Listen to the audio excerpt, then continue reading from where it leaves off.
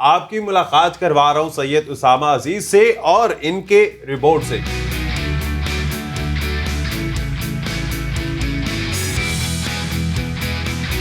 ये पाकिस्तान का पहला 3D ह्यूमनॉइड रोबोट है जो उसामा ने बनाया है। फीचर्स बड़े कमाल के हैं, देख के भी अंदाजा हो रहा है। ये काफ़ी ज़्यादा टाइम टेकिंग है क्योंकि मैंने 1 सितंबर 2019 में इस प्रोजेक्ट को स्टार्ट किया था। कितनी मोटर्स इसमें इंस्टॉल्ड है? टोटल इस प्रोजेक्ट के अंदर 28 मोटर्स हैं। तो अब आगे क्या होगा कि ये रोबोट आपसे बातें कर सकेगा, आपकी बात समझ के उसके मुताबिक आपको जवाब देगा। उर्दू पॉइंट की वीडियोस देखने के लिए हमारा चैनल सब्सक्राइब कीजिए और बेल के आइकन पर क्लिक कीजिए ताकि आप हमारी तमाम आने वाली वीडियोस से बाखबर रह सकें। अस्सलाम वालेकुम, आप देख रहे हैं उर्दू पॉइंट। मेरा नाम दानिश हुसैन। मैं आज आया हूं मुल्तान, आपकी मुलाकात करवा रहा हूं सैयद उसामा अजीज से, जिन्होंने ये 3D प्रिंटेड रोबोट बनाया। ये ह्यूमनॉइड रोबोट है और पाकिस्तान में पहला 3D प्रिंटेड रोबोट इसे कहा जा सकता है। इसमें कौन से फीचर्स हैं, आगे क्या काम हो रहा है, और ये बिल्कुल इंसान की तरह दिखता ही नहीं है, इंसान जैसे बड़े कई काम भी करता है, ये उसामा ही हमें बताएंगे। उसामा, पहला सवाल तो ये है कि अभी इसमें कौन कौन से फीचर्स ऐड हैं और फ्यूचर में हम क्या क्या देख सकते हैं इसमें? जी, जैसा कि आपने बताया कि ये एक 3D प्रिंटेड ह्यूमनॉइड रोबोट है और इसको 3D प्रिंटेड टेक्नोलॉजी को इस्तेमाल करते हुए हमने बनाया है। तो इसके अंदर जो दोनों आर्म्स की मूवमेंट्स हैं वो बिल्कुल इंसानी हाथ की तरह हैं। जैसे हमारा जो ह्यूमन आर्म है, अगर हम उसको टेक्निकल टर्म्स में बात करें तो उसमें 7 एक्सेस होते हैं और इसके अंदर 6 एक्सेस हैं। तो ये बिल्कुल करीब तरीन है ह्यूमन आर्म के। इस तरह इसकी जो नेक की मूवमेंट्स हैं वो भी ह्यूमन मूवमेंट की तरह हैं, बहुत रियलिस्टिक हैं, बिल्कुल इंसानी शक्ल की तरह हैं। तो अगर इसमें अगर हम और फीचर्स की बात करें तो इसकी उंगलियां भी बिल्कुल हर फिंगर को मैं अलग अलग कंट्रोल कर सकता हूँ मोटर से। सारी मोटर सेपरेट उसके लिए इंस्टॉल की गई हैं। कितनी मोटर्स इसमें इंस्टॉल्ड है? टोटल इस प्रोजेक्ट के अंदर 28 मोटर्स हैं। लेकिन इसकी खूबसूरती यही है कि आपको देखने में कहीं वो मोटर्स नज़र नहीं आएंगी, सब छुपाई हुई। जी, उसको बड़े तरीके से डिज़ाइन में उसी के ऊपर सबसे ज़्यादा टाइम लगा है और मेहनत लगी है कि डिज़ाइन ऐसा लगे कि ये रोबोट सोशल रोबोट भी बन जाए। कि इसको अगर मैं कहीं पर लेकर जाता हूँ सोशल एनवायरनमेंट में तो लोग इससे डरे नहीं, बल्कि इसकी एक एक्सेप्टेंस बढ़ जाए लोगों में। इसीलिए ह्यूमनॉइड रोबोट है ये। जी, एग्जैक्टली। और इसमें खास तौर पे फीचर्स कौन से ऐड अप हो सकते हैं? आर्टिफिशियल इंटेलिजेंस में क्या काम हो रहा है? जी, इसके ऊपर हार्डवेयर क्योंकि रेडी है अब, तो अब इसके ऊपर जो नेक्स्ट काम होने वाला है वो सारा सॉफ्टवेयर रिलेटेड ही है। इसके अंदर आप देख रहे होंगे कि फेस के अंदर कैमरा मॉड्यूल ऑलरेडी इंस्टॉल्ड हो चुका हुआ है और इसी तरह इसके अंदर स्पीकर का भी इंस्टॉलेशन है, माइक्रोफोन ऑलरेडी इंस्टॉल्ड है, ये सारी चीज़ें इंस्टॉल्ड हैं। तो अब आगे क्या होगा कि ये रोबोट आपसे बातें कर सकेगा, आपकी बात समझ के उसके मुताबिक आपको जवाब देगा। ये सॉफ्टवेयर फीचर है जिसको स्पीच रिकग्निशन कहते हैं। आपकी स्पीच को, आपकी आवाज़ को ये रिकग्नाइज करेगा, समझेगा और उसके मुताबिक आपको जवाब देगा या आपकी कमांड के मुताबिक कोई काम कर देगा। ये एक फीचर है जो इसमें अब आने वाला है। अभी कौन कौन से काम इससे लिए हैं? मेरे ख्याल से चूंकि 6 एक्सिस पे काम कर रहा है और इसका मतलब है कि ये पानी वगैरह तो बड़ा इजीली दे सकता है, गिलास में कोल्ड ड्रिंक वगैरह भी दे के सर्व कर सकता है। ये ऐड हो चुका? जी, बिल्कुल। ये कोड हम इसमें अंदर डाल चुके हैं और ये जो है क्योंकि इसके पूरे आर्म के फिंगर्स हैं प्रॉपर ह्यूमन आर्म की तरह, तो ये इजीली ग्लास उठा लेता है, बोतल उठा लेता है, ग्लास में डाल के आपको सर्व भी कर सकता है और बल्कि कर रहा है। इसी तरह जो है अभी इसको और भी इस तरह की मज़े की चीज़ों के लिए मैंने प्रोग्राम करना है जिसमें ये आपको चाय बनाकर भी देगा और चीज़ें भी बना के देगा। तो वो होपफुली फ्यूचर में आप देखेंगे इसके ऊपर। अच्छा, अब हार्डवेयर की तरफ आते हैं। चूंकि ये आपने सारा खुद डिज़ाइन किया है, 3D प्रिंट भी आपने खुद किया है और अपनी नोयत का इसलिए भी मुनफरिद है क्योंकि 3D प्रिंटेड है। इतने बड़े बड़े आपने इसके जो पार्ट्स हैं प्रिंट किए हैं, इसमें डिफ़िकल्टीज नहीं हुई? जी बिल्कुल, क्योंकि ये 3D प्रिंटर जो है वो बहुत टाइम टेकिंग प्रोसेस है।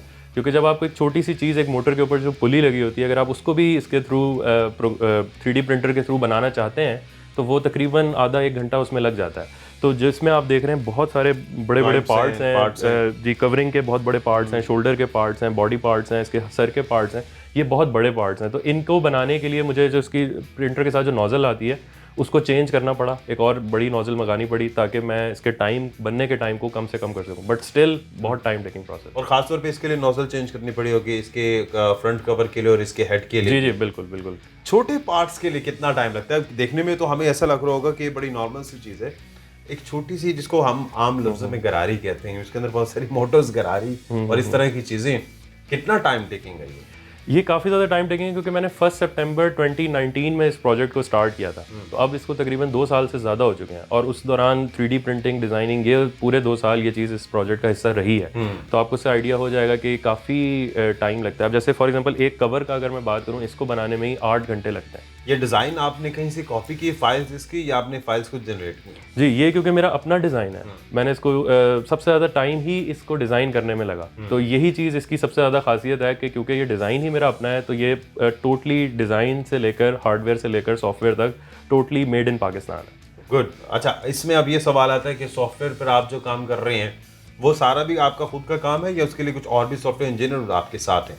नहीं, अभी तक तो मैं अकेला इसके ऊपर काम कर रहा हूँ, हार्डवेयर सॉफ्टवेयर दोनों? जी, हार्डवेयर सॉफ्टवेयर और बेसिकली रोबोटिक्स 3 चीज़ों का हिस्सा होता है। उसमें इलेक्ट्रिकल इंजीनियरिंग आ जाती है, मैकेनिकल इंजीनियरिंग आ जाती है और सॉफ्टवेयर इंजीनियरिंग। इन 3 चीज़ों का मजमूआ है जो रोबोटिक्स है। थोड़ी स्पेशलाइज्ड फील्ड है ये। तो बैचलर लेवल पे कोई डिग्री इसकी नहीं होती अब, क्योंकि आ गई हैं बहुत यूनिवर्सिटीज़ में, लेकिन ज़्यादातर ये मास्टर्स लेवल के ऊपर रोबोटिक्स पढ़ाई जाती है। तो इसके ऊपर क्योंकि मेरा इंटरेस्ट ज़्यादातर मैकेनिकल इंजीनियरिंग की तरफ बहुत ज़्यादा था, लेकिन मेरी जो डिग्री है वो इलेक्ट्रिकल इंजीनियरिंग में थी, तो मुझे ये फ़ायदा हुआ कि मैंने उन दोनों चीज़ों को, कॉन्सेप्ट्स को कंबाइन करके ये चीज़ बनाई। आर्टिफिशियल इंटेलिजेंस में अब क्या समझते हैं कि कितना इसमें एआई में काम होने वाला है या हो सकता है? बिल्कुल, असल में हार्डवेयर ये बनाया ही एआई के लिए गया है। तो इसके ऊपर अब जो भी प्रोग्रामिंग के एल्गोरिदम्स जो चलेंगे वो सारे आर्टिफिशियल इंटेलिजेंस बेस्ड ही होंगे। उसमें स्पीच रिकग्निशन, जैसे मैंने आपको पहले एक मिसाल दी, इसके अलावा ये इसके अंदर जो कैमरा मॉड्यूल है उससे क्या होगा, ये फ्यूचर में आपके फेसेस, आपकी शक्लों को भी पहचानेगा। लेट से अगर आप दोबारा इसके सामने आते हैं तो ये नेक्स्ट टाइम आपका फेस देखकर आपको पहचान जाएगा और आपके नाम से आपको मुखातिब करेगा। मुखातिब होगा, ज़बरदस्त। अब आपके पास क्योंकि इस 3D प्रिंटिंग के सारे जितने भी डिज़ाइंस हैं वो तो सेव होंगे, तो इसका मतलब ये है कि अब हम इसके कई कॉपीज बना सकते हैं? जी, बड़ा अच्छा क्वेश्चन है, क्योंकि 3D प्रिंटिंग टेक्नोलॉजी को यूज़ करने का मकसद भी यही है और इसका फ़ायदा भी यही है कि एक दफ़ा जब आपका डिज़ाइन बन गया तो आप इसकी फाइल्स रिलीज़ करेंगे और वर्ल्ड ओवर, ना सिर्फ पाकिस्तान बल्कि वर्ल्ड ओवर, पूरे पाकिस्तान जिसके पूरी दुनिया में जिसके पास भी 3D प्रिंटर है वो इस रोबोट को रिक्रिएट कर सकता है। और क्योंकि डिज़ाइन फाइल्स भी मौजूद हैं तो वो इसके डिज़ाइन को चेंज करके अपनी एप्लीकेशन या अपनी रिक्वायरमेंट के मुताबिक भी इसको बना सकता है। ये अपग्रेड भी किया जा अपग्रेड भी कर सकता है, चेंजेस कर सकता है। 3D प्रिंटेड है तो अपग्रेड करना इसमें कोई मुश्किल ज़्यादा नहीं। बिल्कुल बिल्कुल। इस रोबोट का कोई नाम रखा है या रखना है? जी, इसका नाम क्योंकि मैंने काफ़ी अपने दोस्तों से पूछा भी था सजेशन कि आप मुझे कोई नाम रेकमेंड करें, क्योंकि रोबोट कहकर हम काफ़ी जेनेरिक हो जाता है, उसका एक नाम होना चाहिए कि पर्सनैलिटी बन चुकी है इसकी। तो लेकिन अभी मैं इसलिए रुका हुआ हूँ क्योंकि मुझे इसके अंदर स्पीच रिकग्निशन को करना है, तो वो वहाँ पर नाम का ऐसा होना ज़रूरी है कि जो जब हम इसको बोलें तो ईजिली रिकग्नाइज कर सकें। तो एक टेक्निकल वजह से मैं थोड़ा सा अभी रुका हुआ हूँ, लेकिन इसका नाम ज़रूर रखना है, बल्कि आप भी व्यूअर्स से कहें कि नाम इसके रखें कोई। चलें, आपके जहन में भी इस रोबोट का कोई नाम है तो कमेंट सेक्शन में ज़रूर बताइए, तो फिर उसामा भी देखेंगे और हो सकता है कि आपका पसंदीदा नाम इनका भी बन जाए। अब यहाँ पर एप्रिसिएशन की बात आ गई। एप्रिसिएशन कितनी है गवर्नमेंट लेवल पे, स्टूडेंट लेवल पे, एजुकेशन या जो रोबोटिक साइंस की दुनिया है वहाँ से कितनी एप्रिसिएशन मिल रही है? जी, अगर मैं एप्रिसिएशन की बात करूं तो शुरू से ही जब से मैंने इस प्रोजेक्ट पे काम किया है तो मुझे फैमिली, फ्रेंड्स, इवन के जितने भी पाकिस्तान में खासतौर पर मीडिया ने भी, सब ने बहुत सपोर्ट किया। तो अगर कोई ये कहता है कि पाकिस्तान में टैलेंट को सपोर्ट नहीं किया जाता तो ये गलत है। मैं तो ये कहूँगा मेरे नज़दीक ये गलत है, क्योंकि मीडिया बहुत सपोर्टिव है पाकिस्तान में। कोई भी चीज़ आप करें, कोई अच्छा काम करें, फ़ौरन हाईलाइट करता है उसको। इसी तरह मेरे फ्रेंड्स और फैमिली मेम्बर्स सब ने बहुत अच्छा मुझे सपोर्ट किया है और बड़ा अप्रिशिएट कर रहे हैं। सिर्फ ये है कि गवर्नमेंट लेवल पर थोड़ी सी सपोर्ट जो है वो यहाँ पर लैकिंग है पाकिस्तान में, उसको हम इम्प्रूव कर सकते हैं। ये है जनरल पर्पस रोबोट, इसको यही चीज़ ध्यान में रख के बनाया गया कि इसको मल्टीपल यानी मुख्तलिफ चीज़ों के लिए प्रोग्राम कर सकते हैं। जो मेरा पहला रोबोट था 2017 में, वो था सर्विंग रोबोट। वो भी मुल्तान में ही एक रेस्टोरेंट में, एक निजी रेस्टोरेंट में हमने उसको लॉन्च किया था, जो कि सर्व करता था कस्टमर्स को। वो एक ख़ास मकसद के लिए था, रेस्टोरेंट फील्ड के लिए था, सर्विंग करने के लिए था। ये उससे डिफरेंट इसलिए कि ये बहुत एडवांस लेवल का रोबोट है और इसके अंदर मल्टीपल फीचर्स हैं, बहुत सारे काम कर सकता है। और उसके साथ और इसमें फ़र्क है कि ये 3D प्रिंटेड है, वो फाइबर ग्लास से मैन्युफैक्चर्ड था। तो उसमें अगर आप कोई चीज़ चेंज करना चाहते हैं या मैं अगर उसमें कुछ तब्दीली करना चाहता था तो मुझे पूरी मोल्डिंग के प्रोसेस से दोबारा गुजरना था। इसमें अगर मैं कोई भी चेंजिंग करना चाहता हूँ तो वो मुझे सिंपल डिज़ाइन चेंज करना है, 3D प्रिंट करना है और वो चीज़ का हिस्सा है। और इसके सारे पार्ट्स जितने भी जॉइंट्स हैं, खासतौर पे उंगली के, ये सारे अलग अलग हैं। अगर आपके सामने आपने इसकी डिटेलिंग देखी है कि एक एक छोटी, इवन उंगली के अंदर तकरीबन एक उंगली के अंदर 6 3D प्रिंटेड पार्ट्स हैं, तो आपको सर आइडिया हो जाएगा कि इसी तरह होते होते ऑलमोस्ट इसके अंदर मेरे ख्याल में 300+ 3D प्रिंटेड पार्ट्स हैं इस वक्त। तो इसका मतलब है कि सिर्फ एक उंगली के लिए 4 से 5 घंटे प्रिंट होने में लग गए होंगे। एग्जैक्टली, बिल्कुल ऐसे ही, बिल्कुल ऐसे। और टाइम टेकिंग, एक दिमाग तो है लेकिन साथ से टाइम टेकिंग भी बहुत ज़्यादा है। जी बिल्कुल। अब नेक्स्ट जो इसकी कॉपीज बनेगी, टाइम प्रोसेस तो उतना ही होगा। टाइम प्रोसेस ये होगा कि अभी जो 2 साल मुझे लगे हैं उसमें बहुत बड़ा हिस्सा जो था वो डिज़ाइनिंग का भी था, तो वो पार्ट वो टाइम कैंसिल हो गया। फिर ये कि 3D प्रिंट जब आप करते हैं तो उसकी भी थोड़ी सी कॉम्प्लेक्सिटीज़ हैं कि आपको देखना पड़ता है कि पार्ट को कितना मजबूत करा बनाना है उस जगह के हिसाब से, और साथ में क्योंकि रोबोट ने वजन उठाना होता है, काम करना होता है, तो उसको लाइट वेट भी रखना होता है। तो बहुत सारी टेक्निकल चीज़ें हैं। वो एक दफ़ा आप 3D प्रिंट करते हैं, अगर आपको लगा कि ये नहीं, ये थोड़ा भारी बन गया पार्ट, दोबारा बनाना है, वो वाला टाइम भी R&D में आता है। सारी इंजीनियरिंग है इसमें, डिजाइन करना है इसने अपने वजन कितना है इसका वजन ऑलमोस्ट 30 kg है, और फाइनल कवरिंग के बाद मेरा अंदाजा है कि 35 kg तक जाएगा। और ये सफिशिएंट है, ठीक है ना, कम ना ज़्यादा है? जी बिल्कुल, क्योंकि अगर आप वर्ल्ड लेवल पर देखें जो ह्यूमनॉइड रोबोट्स हैं वो काफ़ी ज़्यादा उनका वेट होता है, क्योंकि उसमें मोटर्स बहुत ज़्यादा इन्वॉल्व होती हैं, और सबसे ज़्यादा वजन मोटर्स का होता है, प्लस हार्डवेयर जो इसका मेटल का जो फ्रेम है या बेस है, इन चीज़ों का वजन होता है। अब इसमें चूंकि जब इसकी कवरिंग हो जाएगी उसके बाद इसके आपके क्या जहन में आ रहा है, इससे पहला काम कौन सा रहता है?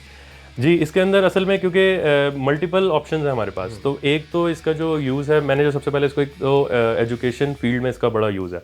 मैंने जो सोचा हुआ है वो ये है कि क्योंकि बहुत सारे जो यंगस्टर्स हैं वो काफ़ी रोबोटिक्स को और ह्यूमनॉइड रोबोट्स को देखकर बड़े मोटिवेट होते हैं साइंस एंड टेक्नोलॉजी के लिए, तो मैंने इसके कुछ टूर्स प्लान किए हुए हैं कि मैं इनको यहाँ मुल्तान में भी और इवन पूरे पाकिस्तान में जहाँ जहाँ पॉसिबल हो सकता है यूनिवर्सिटीज़ में लेकर जाएँ, स्टूडेंट्स के साथ इसका इंटरेक्शन करवाएँ और उनको इसकी जो है पूरी एक प्रेजेंटेशन दें ताकि वो सीख सकें कि रोबोट कैसे बना है, कैसे काम हो रहा है। माजरत के साथ आपने बात तो कर दी है, लेकिन मेरे नज़दीक मेरी एक ऑब्जर्वेशन है कि अमूमी तौर पर पाकिस्तान में भी ऐसे हैं जो रिपोर्ट्स पढ़े हैं, ह्यूमनॉइड रिपोर्ट्स हैं, इंपोर्ट होकर आ गए, बड़ी कीमत है उनकी, लेकिन बेचारे स्टूडेंट्स को तो उनके करीब भी नहीं जाने देते, क्योंकि अगर वो किसी स्टूडेंट ने उसको गिरा दिया तो 50-60 लाख या डॉलर्स में बड़ा नुकसान हो जाएगा।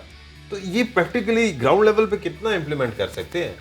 जी, असल में जो बाहर से रोबोट, क्योंकि अभी तक अगर आप जितने भी देखें पाकिस्तान की जो टॉप की यूनिवर्सिटीज़ भी हैं उसमें जो रोबोट्स जो लैब्स में रखे हुए रोबोटिक लैब में, वो सारे उसमें नाउ रोबोट है, पेपर रोबोट है, ये सारे बाहर से आए हुए हैं। और हम जितने भी ब्रांडिंग करते हैं लैब्स की अपनी, उसमें भी उन्हीं रोबोट्स की तस्वीरें यूज़ करते हैं। तो मैं इसलिए इस ट्रेंड को चेंज करना चाहता हूँ कि हम अपना एक हमारा पाकिस्तान का एक मेड इन पाकिस्तान रोबोट होना चाहिए, जिसको हम ब्रांडिंग में दिखाएं कि ये हमने बनाया है, और अब इसके ऊपर हमारी लैब्स काम कर रही हैं। क्योंकि 3D प्रिंटेड है तो ये वहाँ पर रेप्लिकेट किया जा सकता है, और 3D प्रिंटिंग की कॉस्ट जो उस तरह के हमारे जो इम्पोर्टेड रोबोट्स हैं उनके मुकाबले में बहुत कम है।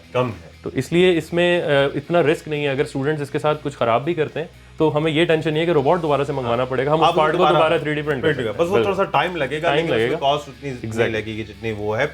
बहुत शुक्रिया, उसामा अजीज़ हमारे साथ मौजूद थे। मेड इन पाकिस्तान ये रिपोर्ट है जो उसामा अजीज़ ने हमें दिखाया। यकीनी तौर पर दिल खुश हो गया कि पाकिस्तान में इतना पोटेंशियल है, और एक नई राह, एक नई डायमेंशन दे दी है उसामा ने। आगे अब आप लोगों ने करना है जो भी करना है। इसी के साथ ही अपने मेज़बान दानिश हुसैन को इजाज़त दीजिए। एक नई वीडियो के साथ वापस आएंगे। अल्लाह निगहबान।